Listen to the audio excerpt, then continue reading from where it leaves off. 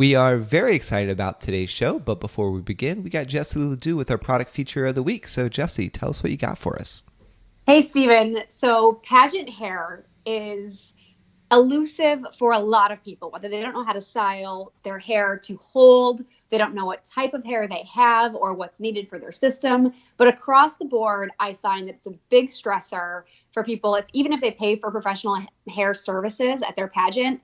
It's the other 364 days of the year where their hair can fall flat or just not look pageant queen appropriate. My heart really goes out to women because, I mean, when you're younger and a lot of people enter into pageantry, they're younger, right? And this is their first really experience with that beauty industry. And so guys, we just have to worry about our hair. And if we don't like it, it's socially acceptable just to shave it off, right?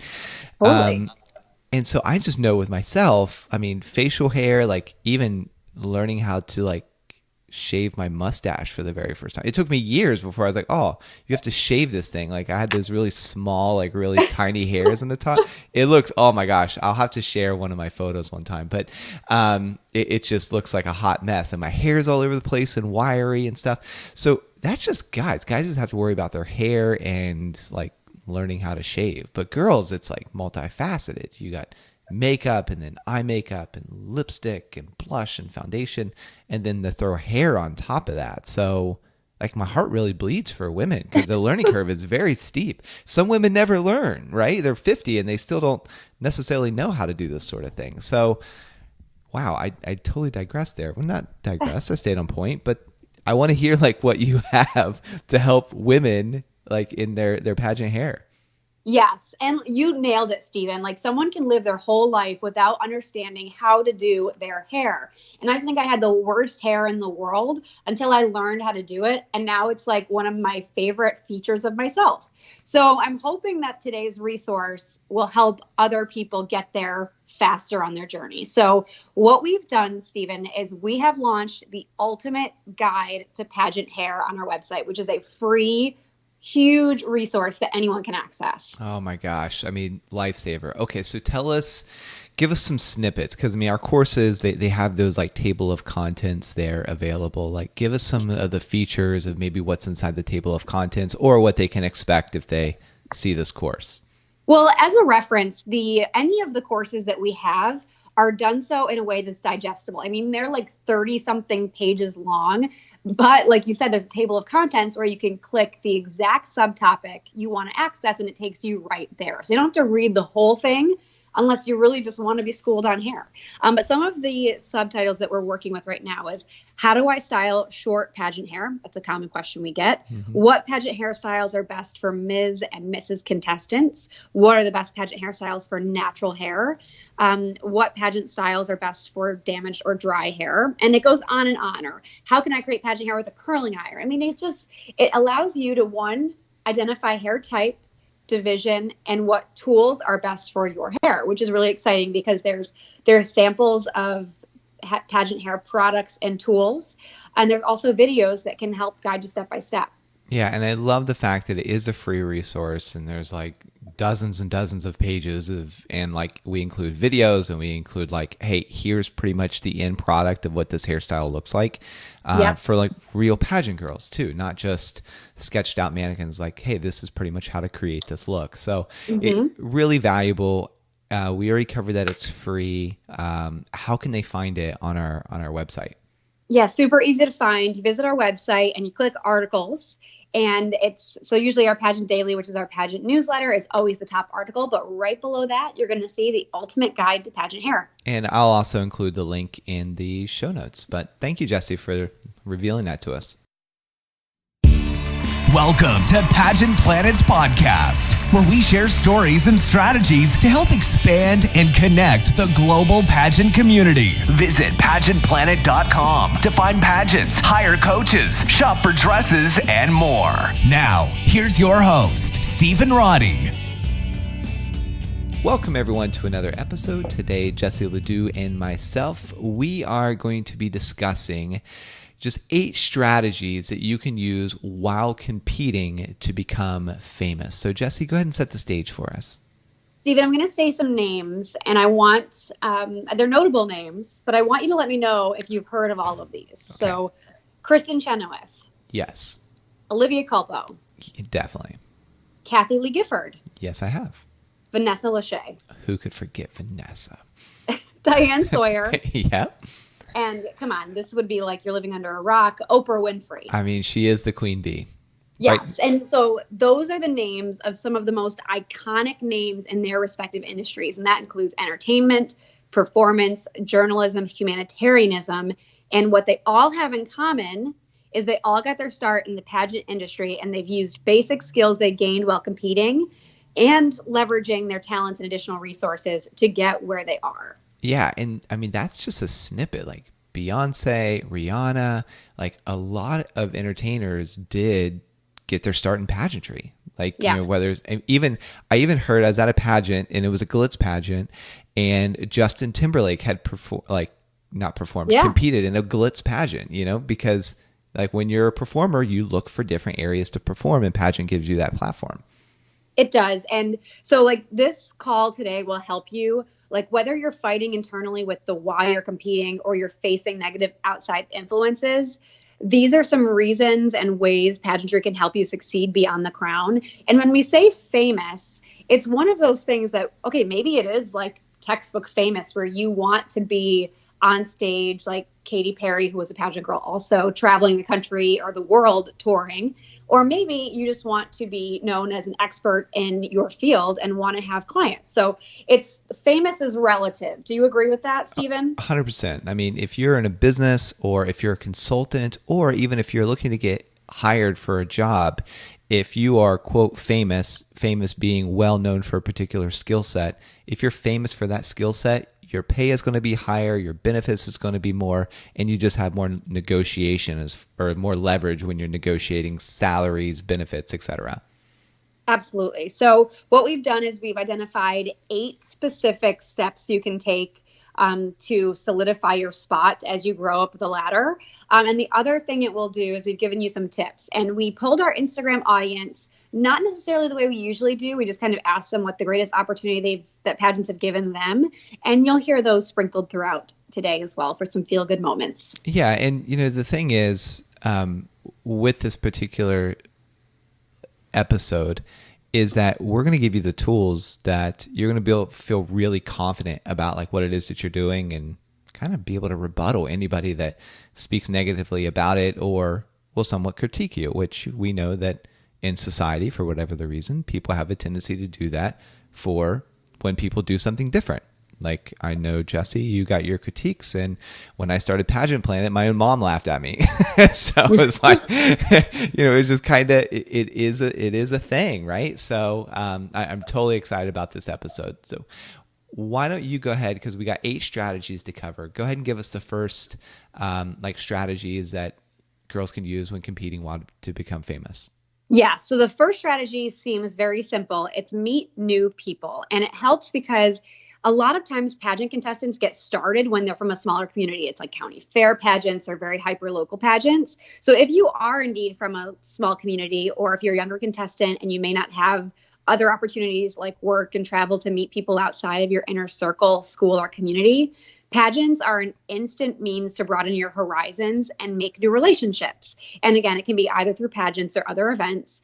And you never know when those contacts can come in handy. Yeah. And you know, the old saying of it's like, it's not what you know, it's who you know that gets you ahead. And I have a twist on that, but I feel like that is so important. And I feel like it's not necessarily who you know, it's who knows you and who likes you enough to actually help you.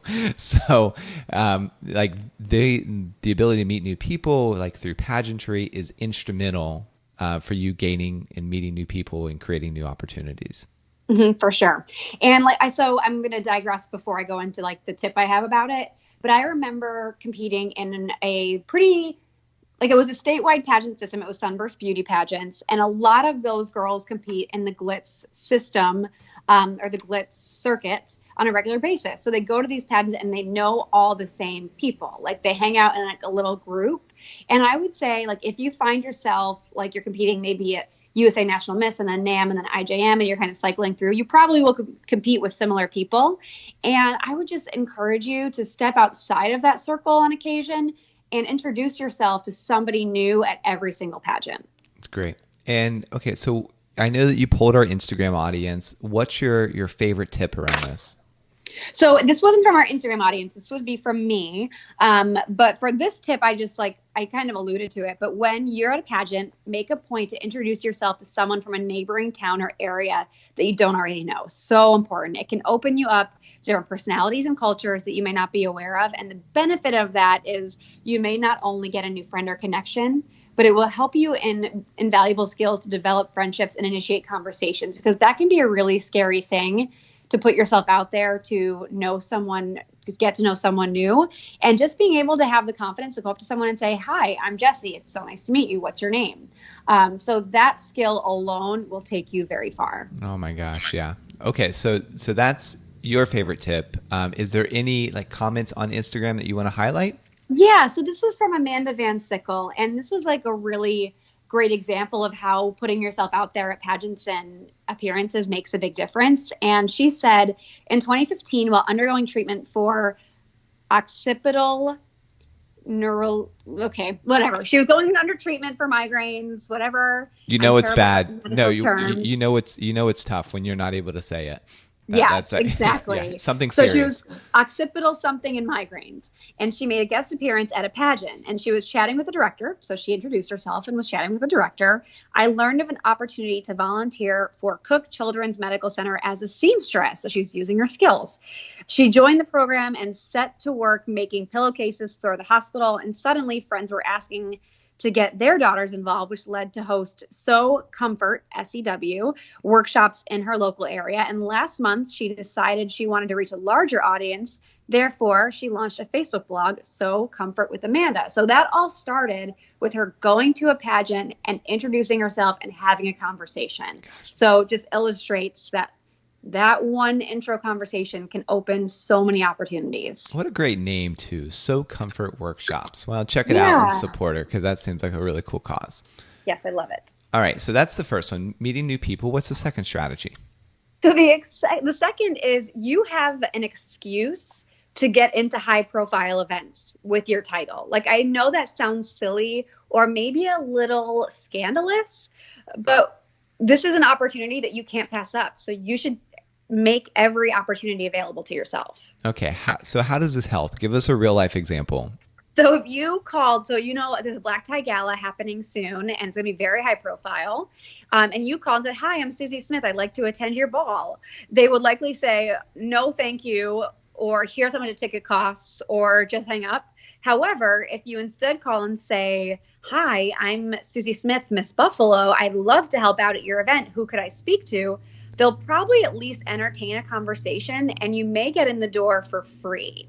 Yeah. And gosh, this is such an easy strategy to do. All you have to do is call up, give your title, and be prepared to explain the value that you can bring to the event by being there. Simple. Yes. Yeah. Because oftentimes the hardest part is getting past the gatekeeper or getting able to talk to the person in charge.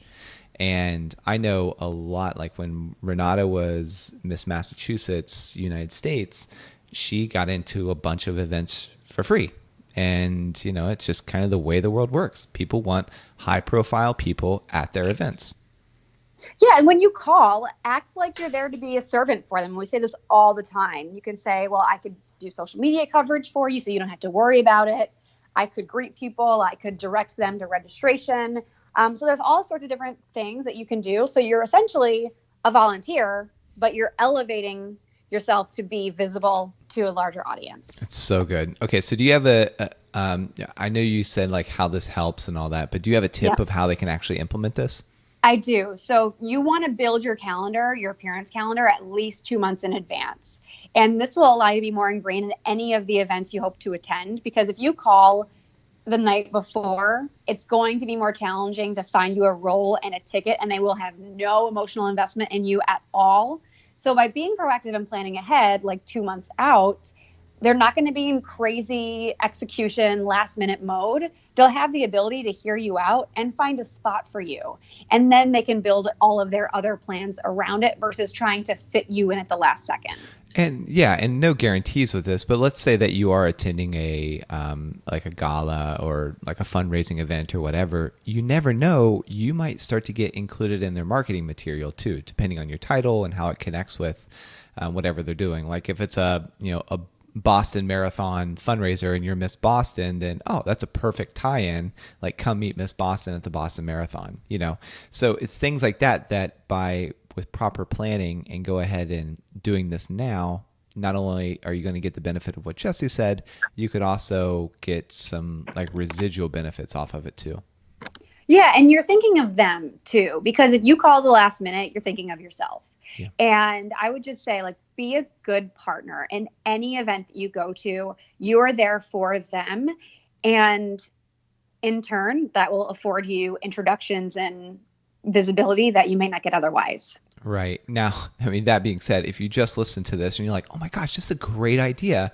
Let me start doing research for certain events in my area, and you find one that's next weekend, feel free to go ahead and call them, but then just totally be transparent about like, hey, I'm so sorry, just found out about your event now. I'd like to be of service. You need me to, and then give some of the options that Jesse just articulated. And then moving forward, you can be more proactive. Yeah, I like you said, Stephen, be transparent and say, and like, I know that's last minute, and I'm sure it will be difficult to find me a spot, but I would absolutely love to help. So be empathetic. So not just like, hey, I know it's last minute, I just found out, but put yourself in their shoes and let them know that you understand where they're at right now, and give them an out too. I always say that, and we'll get to talking about what an out is a little bit later, but don't ever make them feel guilty for saying no. Yeah, and so I've leveraged this right here to get on. There was a show it's not as popular now, but it was really popular probably about 5 or 6 years ago. It's called Pawn Stars out in Vegas. I love Pawn Stars. Yeah, so I was out there for Miss America, and there was like a day where, it's whatever the free day is at Miss America. I think it's on a Saturday or something. But I was like, you know what? I'd like to get on Pawn Stars, because I was hanging out with some title holders, and I was like, well, what do you want to do? And they're like, well, I want to do something that's like really unique to Vegas. But the challenge was they were like 19 and 20, right? So I'm like, well, that crosses, I mean, a lot of things that you're not able to do when you're that young. So we were just doing some brainstorms, and they said, I love like Pawn Stars. I was like, let me see if I can get you on. So I picked up the phone, called, and said, hey, we're here for the Miss America pageant. We have XYZ title holders. Like, I would love the opportunity to bring my title holders by in an effort just to see the place. And we got VIP tickets. So we got to bypass the line. We got to see the whole warehouse, meet the staff. And then, surprise, we got to actually be on the show. And it was just leveraging this particular strategy right here. I mean, we didn't have a speaking part on the show, but we were the fillers where we were kind of like looking at merchandise while the people were doing negotiations in the back. So it was really pretty cool. We got photos with them, etc. That's awesome. I love that story. Yeah. So it's in these titles, they weren't like, I mean, for full disclosure, it was they were Princess of America, right? So it wasn't like a Miss USA, California USA, or a Miss America title or something like that. It was just, here's the title. So, if you have that crown and you just pick up the phone and you're daring enough, you never know where it can land you. That is very true. And that leads us to our next point, and that's use your title to open doors. And I say this because when you're looking to transition out of the pageant world, you will want a massive contingency of people who you have met and have made a great impression with. Like Stephen said, like, it's how many people will do something for you, not just how many people you know. So while every contact you make matters, there's no small contacts. Certainly, the more higher up in their respective roles they are, the stronger there's a chance that they can open a door for you.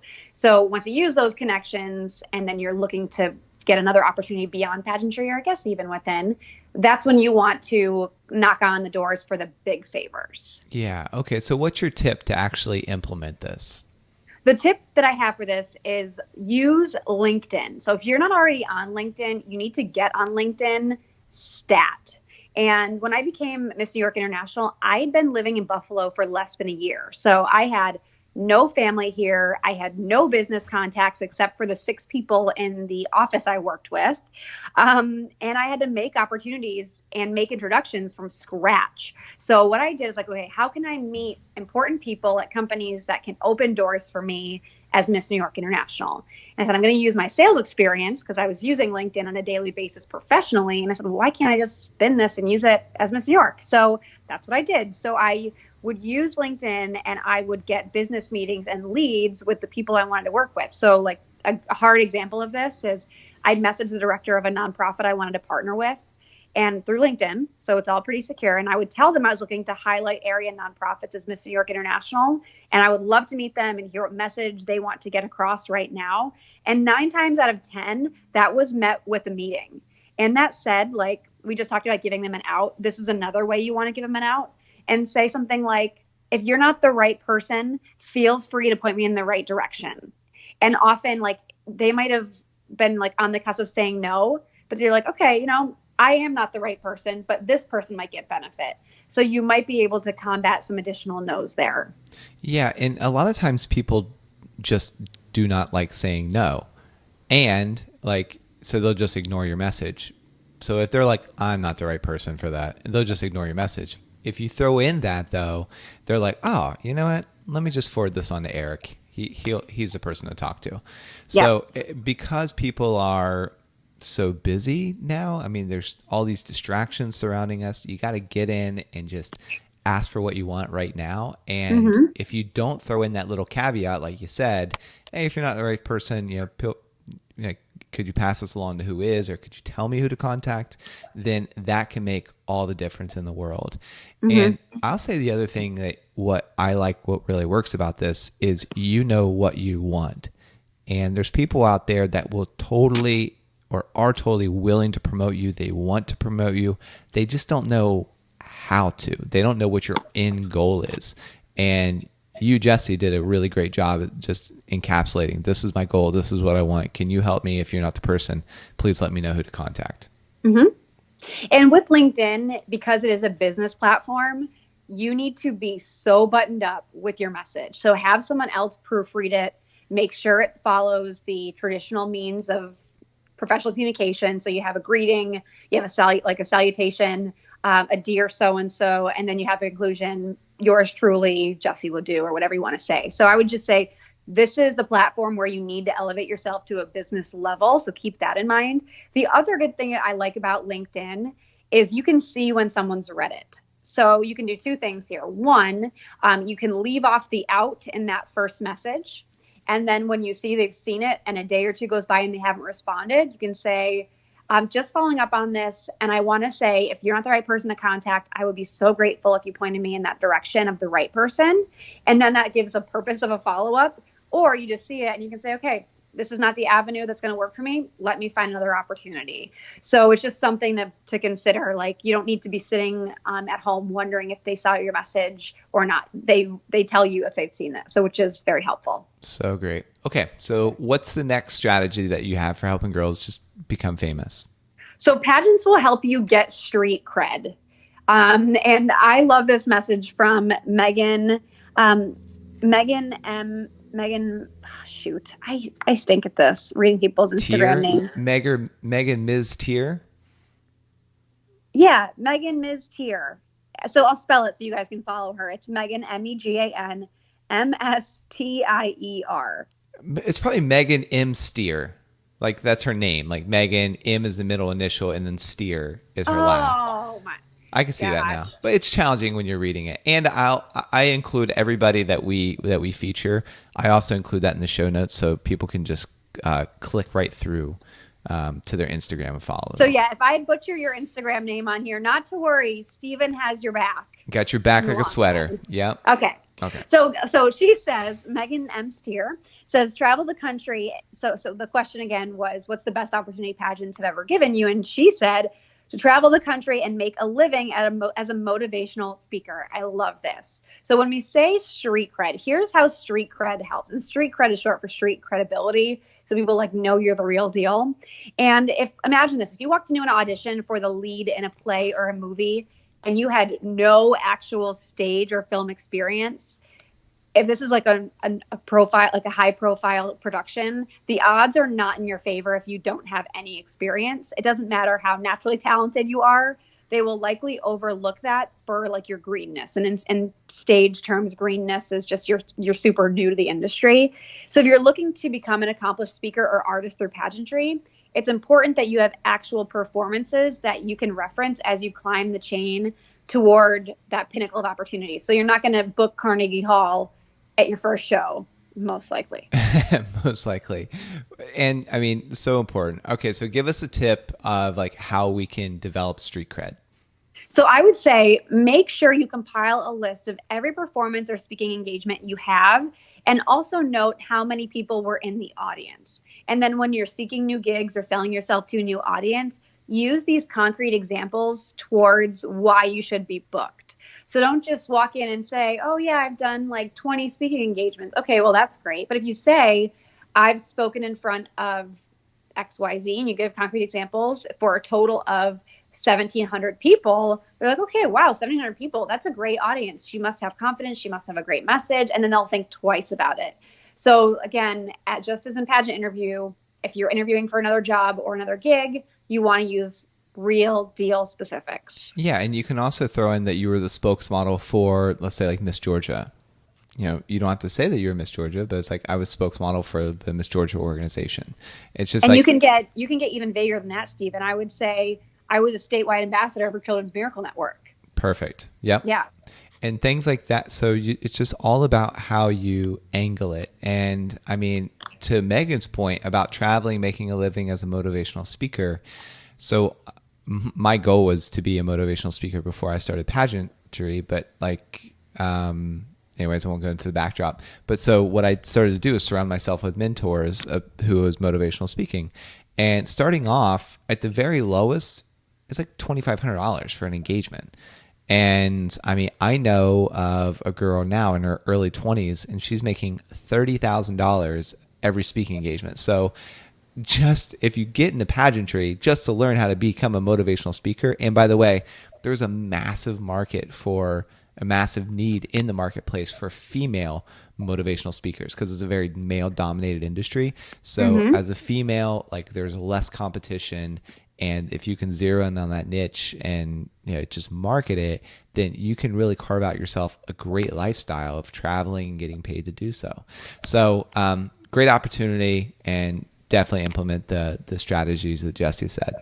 But that said, Stephen, that person that's getting $30,000 a speaking engagement didn't get that out of the gate. Like, she knew that she couldn't go in and say, okay, this is my speaking fee, it's $30,000. She had to have street cred to back her up. So she either had to have previous experience, concrete experience that said to that event organizer, okay, she has something valuable to say, and she's done this enough to know that I can trust that it's going to be the delivery that I'm looking for. So that's why street cred is so valuable, so that you can build up to that ultimate goal of where you want to be. 100%. Okay, what's the next strategy that you have for them?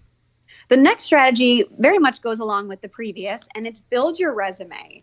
And I say this because whether you're trying to get into college or get a new job or get a gig, your resume needs to highlight your achievements and accomplishments. However, whether it's where you live or the lifestyle you've chosen, you may not have much to pull from for those sections. But through pageants, you're gaining volunteer hours, you're gaining life experiences, just like we said, that can be used for this purpose if they're communicated in the proper way. Yeah. And, when you're building your resume, it's best to, in an ideal world, you want to begin with the end in mind. You want to know what you ultimately want to do. Not that you're attached to it, but you want to know what you're working towards. And you're saying every experience or everything that you're pretty much building your resume around will point to that end goal of okay, I ultimately want to be, let's say, a motivational speaker. So this is helping me speak, this is helping me market, and this is helping me, I don't know, learn how to travel more efficiently, whatever. Right. So that's certainly how that helps. Do you got a tip to help them really build their resume? Yeah, I would say, and I love that you said everything should suit your goal. Like if you're trying to be motivational speaker, but you won the Presidential Fitness Award in 2006, like doesn't need to be on your resume. It's not serving you as becoming a motivational speaker unless that was the turning point where you turned your life around and became this really awe-inspiring person. So keep that in mind. But my favorite tip is look at your resume and see where it's lacking.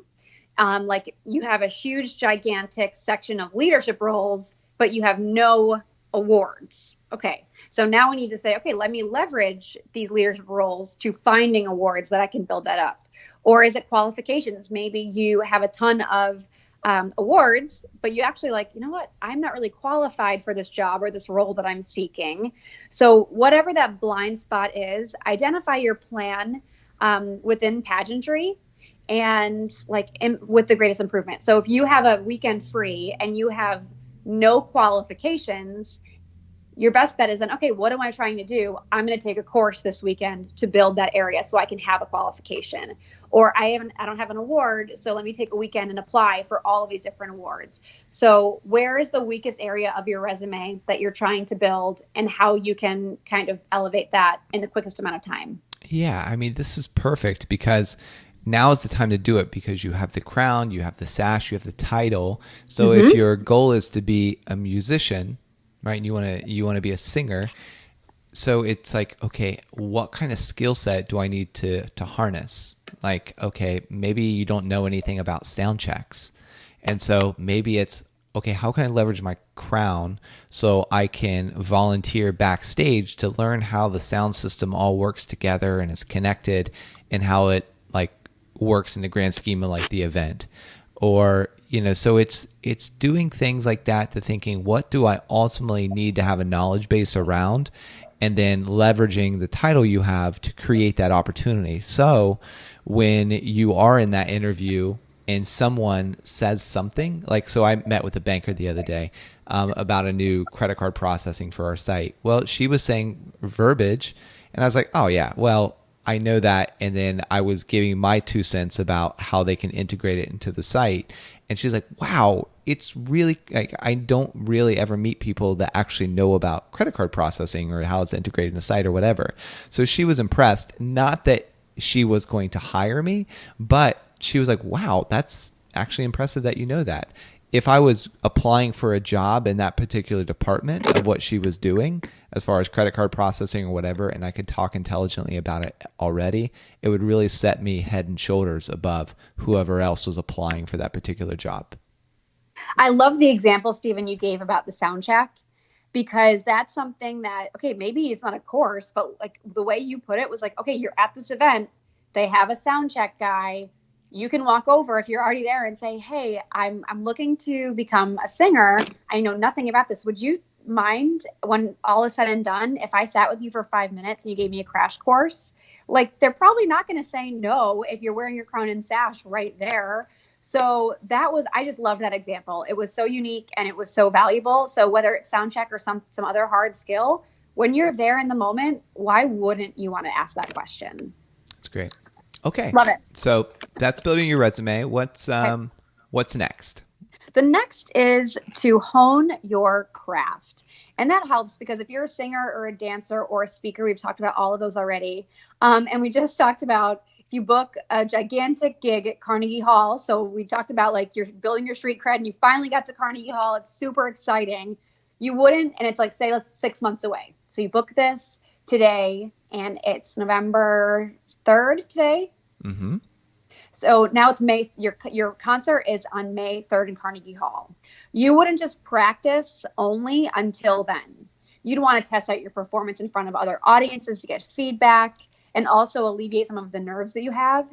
If you're only performing on the big stages, like imagine the stress level as you won't have like your own experience or proof of execution to back you up. So you don't want to just be a cold performer where it's you practice, practice, practice. And the first time you get on stage is for your pageant or for your big gig, speaking engagement, etc. Yeah, and this is what the stars do. Like Taylor Swift doesn't just show up at a concert and it's like, oh, okay, and then that's the first time that she's done it. When Taylor Swift is starting a tour someplace, her entire crew goes there a week early, and they do that show over and over and over and over again for 7 days, like full staffed. Like, I mean, just like everybody is working around the clock to get this right. They do it, and then they perform it the first time. Well, then after that, they're performing it basically nightly for the next, however many months. So this is what the people who are best of the best do. And when I used to market for motivational speakers, and I would follow this one particular guy to his events because, again, I'm like, okay, I want to do this. And he would practice his speech, even though he's done it a bunch again. He's done it for years. He would practice it by inserting the particular audience that he was there. And then he would go up on stage and do it all over again.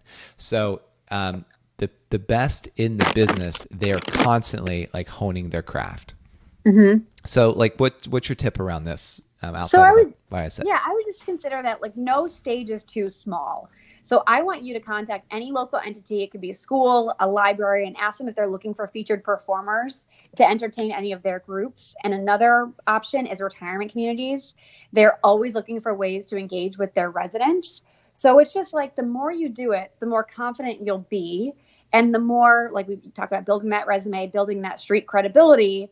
And this is how you do that, by honing your craft and making sure that you're giving yourself the confidence to know that you can nail it no matter what the circumstances. I would also say that this will help too, because you won't have the luxury of a full sound system or professional staff backing you up. So you will have to learn to adapt on or make changes on the fly based on what resources are available to you, which will make you a better performer in the long run. That's great. Now, anything else you want to share about honing your craft before we move on? Yeah, absolutely. So this note from Instagram came from Missy Allie J, a good friend of ours. And she said, at the age of 16, I was asked during a pageant what my future aspirations were. And her answer was to be a pageant coach and consultant. 16 years later, she's living her dream. During her journey, she's made amazing connections with young talent and has gone to produce music videos. That young talent that has gone on to produce music videos, perform on national showcases, and become paid models. Pageantry has shaped my life and become my dream job. So she used those skills of pageantry to hone her craft. And now over 16 years, she's really mastered the art of consulting. So whether it's on stage or behind the scenes, this honing your craft comes with years of experience and trial and error to finding your niche. Great. Okay. What's the next strategy that you have for us?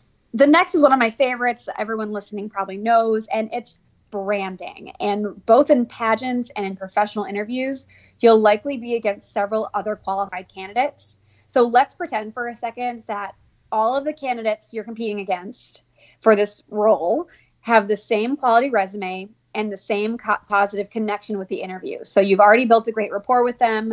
You have no prior knowledge of anything else, and you all have a great resume.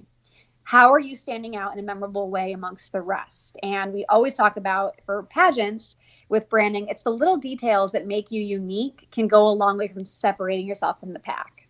Okay. Break this down for us. How can they do that? So they can do that, and I do this with our clients all the time. And branding comes down to 5 words. So if you have a pen and paper handy, or if not, listen back and do it when you do. 3 words that best describe your personality. So I want you, if you're listening, to define those 3 words that describe your personality. For me, spirit, authenticity, celebration. Those are my words. And then after you've defined those 3 words, I want you to describe 2 words, or pick 2 words that describe your personal style. So mine, again, for example, is classic and unexpected. So a twist on the classics. So every decision you make, from the font on your resume to the shoes you wear into interview, should tie back to these 5 words and create a cohesive message. So if your words are sophisticated, driven, proactive, and your style words are classic and streamlined, you're not going to walk in with hot pink pointy toe shoes. It just doesn't make sense. So you need to make sure that from your resume, and you're not going to use a crazy script font on your resume. You're probably going to use a sans serif or something direct. So it's all of those little things that add up, from the shoes you pick, the outfit you pick, the font on your resume, etc. It all needs to make sense so they can feel like they trust you, and it creates a memory. Yeah, and this is also one of the challenging. So I've got friends that are still attempting to find their way in life, like what they want to do. And, they will one week say, I want to do X. And the next week they say, I want to do Y. And then it's like, well, okay. And then they're back to X and they're back to Y. And it's kind of a hodgepodge. So because of that, they haven't branded themselves exactly, like using like just a clear direction in life. And because of that, there's no way to really help them like get ahead because they're just wishy-washy. So from everything that's like what you want to ultimately achieve to being consistent in that, to like what you're saying, Jesse, like how you describe yourself, how you dress in relation to that particular goal, and like knowing even how it ties into that particular goal. Like naturally, if you're going to be, if your goal is to be a banker, a high-level banker, you don't want to come in with anything hot pink or whatever. The two just don't really coincide, right? So it's just having that branding that is in alignment with ultimately where you want to go, and it's using those like 5 words that you said, and just matching everything about your being towards what you ultimately want to become. And that's exactly it. And I always, like in pageantry, I say the most memorable girl usually wins. And by being memorable, you have very little time with an interviewer or a pageant judge that your message has to be so consistent that they're like, oh yeah, that's the girl. I remember her. She said something similar in her interview. It's all making sense.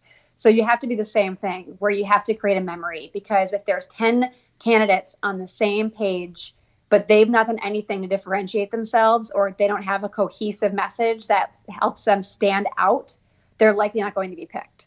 So it's not necessarily the qualifications, it's you making an impression. Great. Okay. Well, what's the last strategy that girls can use and guys can use while competing to become famous?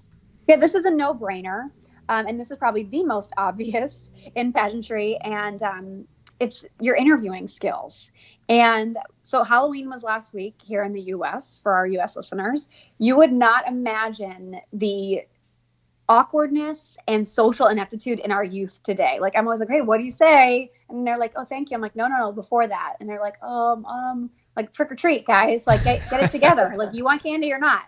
I'm told my house is going to get egged one of these years. I'm like the worst at trick or treating, but regardless, general speaking skills today are so few and far between as we move towards like a more digital society. So if you can learn to articulate your points clearly and concisely and with confidence, you'll be both like professional and personal life more successful. Great. Do you have a strategy to actually help people be better communicators? Yeah. So this is a really common concern for our clients. They're concerned about what questions they're going to be asked instead of like, okay, well, like, I've never heard this question before. What if I don't have an answer? And that's totally the wrong attitude. My goal with clients is to help them know that no matter what question is asked, they can trust their own opinions and use personal experience to get to the question. So if you're listening and your goal is to just hear as many questions as possible so you're not surprised, you need to totally change your thinking. And instead, like, there's a 3-step approach that I work through all the time. And the 3 steps of every successful answer, and I know I've said this before on the pod, but I will repeat it once again. It's you have to answer the question, explain the answer, and then give an X factor. And again, for clarification, an X factor is a story, a specific, or an example that ties your answer back to you. So if you know what you need to get across, or what skills you want to present, what experiences you want to share, that can be tied right into that X factor. So you can give your answer and your explanation, but ultimately you will make it count when you're making a pitch for yourself, because you always have something in your arsenal to say about a topic. So it's not the confidence of answering any question or answering a question that you've already heard. It's knowing you can answer any question. Yeah, and interviewing is not just like for a job, because when you have a business, clients interview you, whether you know it or not. When you're looking to date someone, that potential partner is he or she is interviewing you, to see like, okay, is this someone I want to do a repeat date with? And so you could do everything else that what we've talked about on this podcast, from branding to honing your craft to building your resume, etc. If you're not able to carry on a conversation and be genuinely interested and interesting, you'll lose your opportunity. And that's what we want to set you up for. We know that pageantry comes with an expiration date. You can only compete so long before you age out or you win out. And so what we want to do is, while you're in this industry, we want to equip you with skills that you can leverage so that you can go on and live your dream life. Oh, for sure. And I can see ways in my everyday life that I'm still using this 3-step approach. So like, I'll think of 2 quick examples to share. The first is like, if I'm at home and I ask Kevin to take the garbage out and he doesn't do it, I get really ticked off. But if I call him and say, hey, Kevin, I would really appreciate it if you took the garbage out. I have 2 hours of the mock interview tonight and I'm just not going to be able to. He's 9 times out of 10 more likely to take the garbage out if I've provided reasoning by why it helps me. So asking for what you want and explaining why it's necessary. Or if you're auditioning or you're competing for a new job, a professional job, and you say, I'm looking for this job because I have XYZ qualifications and here's what I can bring to the table. You're more likely than say, well, I really want to use I have really great people skills and I know my experience can be a great asset to your company. Well, that's all fluffy. So it's these 3 things: answer, explain, X factor, can pretty much get you anything you want in life. That's great. So we've talked about a lot here. If you could wrap it up in like a sentence or 2, how would you do that? And how do you feel like is the best way to end this? Well, I would just say keep an open mind with your pageant preparation, your pageant competition, and be creative. If you find yourself near a person of interest where you know they have the future that you're hoping to get, introduce yourself. Don't be fearful. Use your crown and sash as like your superhero cape as a means to make those introductions, open doors. And again, like you said, begin with the end in mind. Where you want to go and how this title can serve you, because you're doing a heck of a lot of serving yourself for your system, for your causes, that position yourself in a way that it can serve you when the day is done. And I did want to end with one more sweet little feel-good moment. And like I've said a couple of times already, we asked on Instagram, what's pageantry given you? And I wanted to share one more sentiment if I could. And this came from, I know how to say this name, and this came from Stephen Roddy on Instagram, and he said, the ability to create a company that has impacted the greatest industry on the planet. So I just wanted to end on that little sweet note. Well, I'm so grateful for, this industry and, the followers that we have, the fans that we have, because I really do believe that I can change the world by helping out this industry, because there's no other industry on the planet that does so much good in the world around them. And I'm just like super grateful that I get to be surrounded by people like you and our listeners. And I'm just filled with gratitude. So well, thank you everyone for listening. And, if you've received any benefit from this show or from our website, or if you just like us, please consider giving us a 5-star review. It may seem like a small action, but it really does help us keep the show going. So thank you so much. Want to become a part of pageant history? Create a free contestant or business profile on pageantplanet.com to unlock hidden features and connect with other experts throughout the world.